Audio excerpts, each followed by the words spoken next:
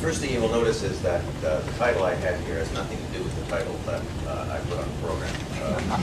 And that's not just because I'm not true to my word to do what I say I'm going to do, it's because I can't. I don't have the data yet to do that. But so what I'm going to do here is basically an analysis of the data that I do have from the project that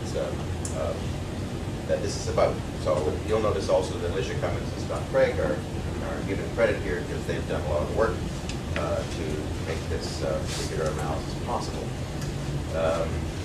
So I'm dealing with what we're calling a cultural religious identity survey, and the first thing that I have to introduce is that unlike what Reg did yesterday, this is not representative. This is a skewed sample, but as in Picasso's painting there, it's skewed in a number of different ways, so that you know, it's almost representative. It's so skewed, that kind of thing. So it's a skewed sample. It's not representative, but it does start to address this idea that we've been dealing with quite a lot already, is the multiple ways of constructing religious/spiritual identity. In other words, the survey results are kind of full of possibilities. And so what I want to do today is not so much arrive at conclusions, but try to formulate some of the questions that we've been dealing with in very particular ways on hand of this survey data that I want to deal with here. So I will describe the survey and what this all means as I go along, but I thought I'd start with you with the size of the sample that I've got here. And I should stress, everything I'm going to say is going to be about this sample, right? So what happens in the rest of the world, I don't know. It's about these 638 people, or at least subsections of them. Actually, only parts of them, because they're in the wrong age group, some of them. So so far there are 638 usable responses that's out of this survey. And that means that there's a critical question in the survey that asks, are you religious, right? If they don't answer that question, the whole survey doesn't work, technically, so that's not usable. As long as they answer that question, the rest is, you know, even if they don't answer all the questions, it's a usable response. The age range that we're focusing in here is 17 to 45. It should be 18 to 40, but we decided to expand it a bit according to what the answers were. Some are older, about 100 of them, of those 638 are older, and well, they're excluded here, as are, for the most part, the last group, what I'm calling here prime adults, the 31 to 45s. There are actually 246 of them. Well, I had to find a word for them, right? Emerging, young, and prime. Right? Actually, what I started with was beyond their prime. What I thought, I remember in my own time, it's 31 to 45, and compared to what it is now, it's prime, right? So, like Miss Jean Brodie, I'm no longer in my prime. So there you have the groups that I'm going to focus on: the 18 to 23-year-olds, using Christian Smith's term, emerging adults, and the young adults, which are the next group. And I hope to show you that this distinction between these two age groups looks like it can actually make a difference, right? And that's not a division we normally see all that often. Usually it's adolescents and then the 18 to 30-year-olds, right? So I've decided to break this up on the basis of that there's something that happens to a lot of people in our culture, we call it Western culture, if you like, that is around the mid-20s, right? There's a shift there. For instance, you can rent a car when you're 25. You know, the insurance companies think there's a difference, so maybe they're right, right? So those are the two groups I'm going to talk about. The 149 responses you can see skewed towards women as opposed to men. This is typical for these kinds of open-ended response kinds of things. And there are 6 people whose gender identity is neither male nor female. They will be included sometime and not others for convenience sake. Okay. Research rationale here is we want to understand the religious identity construction in the Canadian population at large, like in its entirety. Focusing on the 18 to 45 cohort, we started with 18 to 40, but there were so many people who disobeyed our rules in the 40 to 45 that we said, well, in they go, right? And that's beside the 100 or so that are beyond that group, right? We want to start here, specifically I want to focus on understanding identity construction, the passage from earlier adulthood to later adulthood, those 3 comparisons, but I'm going to focus on the first 2 because I've only got less than 20 minutes. So I want to compare religious and cultural identities, and I'll only be able to a little bit talk about how those two overlap because I haven't done that analysis yet. So the overall project wants to do this, wants to look at those who issued from recent immigration, post-1970, 1.5 to second generation people, those not of recent immigration, which I'm calling for convenience sake 3+ generation, and a longitudinal and comparative qualitative portion of the project does most of this, and that's what I was hoping to report on, but I don't have the interviews, right? It's been difficult getting people to agree and stuff like that. It's working. I got another one lined up next Tuesday. So, Scott has one, Alicia has one. We're still going, right? So that qualitative part of the project we can't do yet, although it's an integral part of it. This survey that I'm going to talk about really by itself doesn't do anything.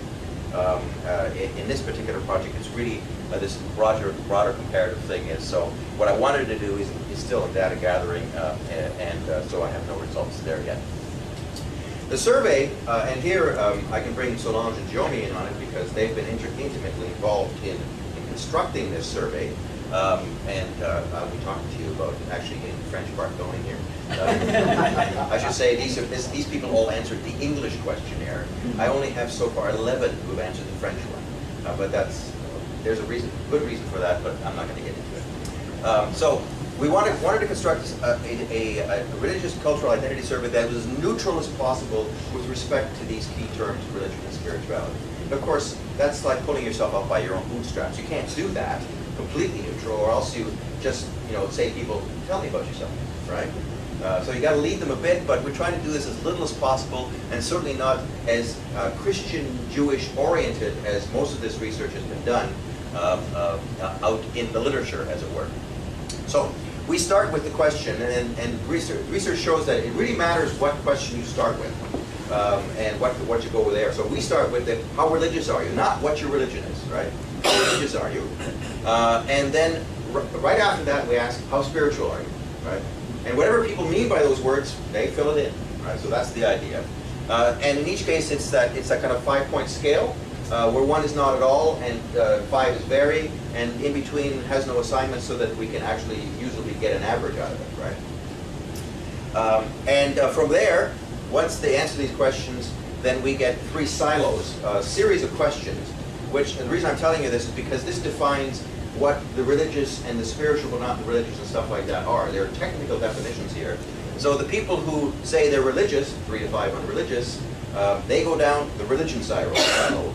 The people who say, I'm not religious, 1 to 2, they then go on directly and says, well, if you're not religious, are you spiritual? And then if they answer 1 to 2, then they're not religious or spiritual.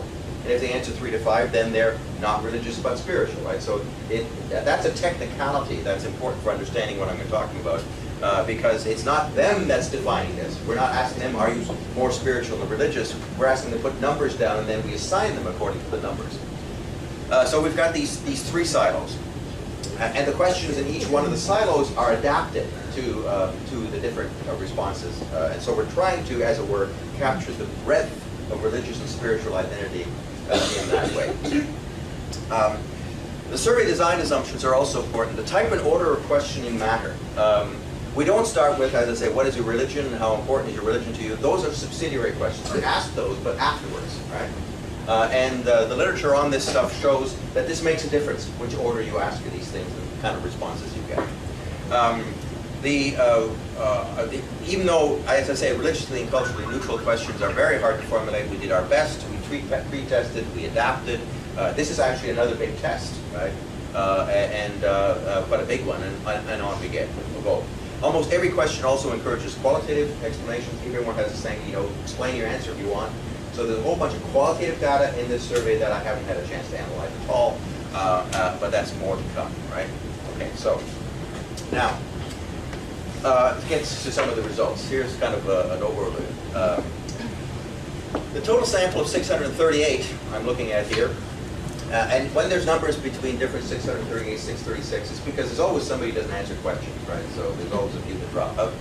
So average religiousness by gender, overall 2.8, you can see in this particular sample, there's not that much of a difference between men and women. 2.8, 2.9. And you can see by average, by age, they seem to get just a tiny bit more religious as they go older. That is actually consistent across the sample. The spirituality of the religious, and this is something I'm going to point out, 4.1 and 4.1. Of the 3.5, 3 to 5s, the average there is 4.1. Of course, it has to be higher. But those people uniformly say, and I'm also religious, or pardon me, I'm also spiritual, right? So the word spirituality works most strongly for the people who are also religious, right? On the other side, you've got the spirituality questions. You know, how spiritual are you? There, the average is higher, and I think that's potentially significant. And it's one of the conclusions I'm going to draw is that spirituality is a more popular word than religiousness, right? And we've already seen other results that correspond to that. So you can see that the average religiousness, this is from 1 to 5, right? So it's fairly high. 3.5 for women, 3.2 for men. And then the age groups, again, you get the increase with the age groups.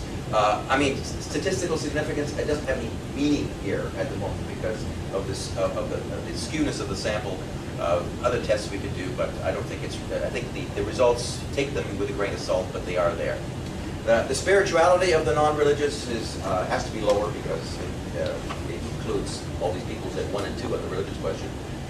It's lower. Their religiousness 1.3, their spirituality 2.7. So you can see that there's a kind of a drop there. Okay. As I said, spiritual is more popular than religious. Spiritual is a complement, a component, or a synonym for religious people. That's by and large the trend. I didn't do this after Reg did it. I did this independently, so we're doing the same kind of thing. So the religious and spiritual, 50.5% of them, right, are in there. Neither religious nor spiritual, the nuns. The statistical Canadian average, about 25%. I think we just hit that by accident. The SPNRs, 20% around there, a good proportion. And as Reg also showed, the RBNS, there's really not that many of them, but they're there, right? So, now, what I want to do with this thing is that I've got a series of these kinds of bars. To my mind, if you can't show statistical differences in colored bars, they're probably not all that significant. Right. And even when you can, they may not be. So what you have here is the two groups, the 18 to 23-year-olds and 24 to 30-year-olds, that I'm going to continue along this and do some distinctions. And the rel trad means they're religious and they have a tradition. So this is, I'm introducing, you know, if you're religious or not, do you identify with a particular tradition, spiritual, religious, or otherwise? And so the rel trad are the ones who say yes, and then they can tell us which one it is.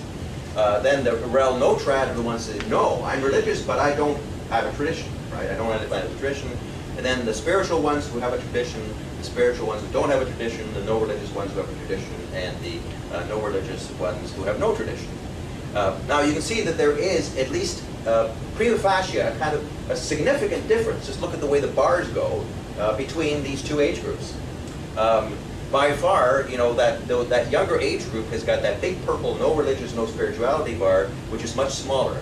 The other thing that I want to point out is that, you know, your standard religiousness, right? I'm religious and I identify with tradition. That's the kind of religious person we almost always examine, right? That's the blue bar on the left. All the other people don't fit that model anymore by their own cognizance. And they're those other bars. So you, in some senses, you could stack those bars on top of each other to see who's normal and who's not normal, right? From that perspective. So that's one way to look at what this graph might be telling us. Another way to do it is to say, okay, well, let's take the religious and the people who are, they're spiritual, they're not religious. They put 1 or 2 on religious and just compare them, and then you get a kind of a different visual of how these two groups match up. Now, I mean, I can tell you that those bars on the 18 to 23-year-olds are about 50-50, right? 50-50, 50% of that age group simply does not consider itself to be religious, whether it's spiritual or not. But also, you've got that significant group, they're religious, but they don't identify with tradition, right? And they're an interesting group because you want to say, well, what on earth do you mean by that, right? And that's an analysis I can't do yet because I haven't gotten to that part of the data. But you can see, I mean, those in-between bars, although they're smaller than the other ones, there are the kind of the interesting categories that we're not used to and perhaps don't even have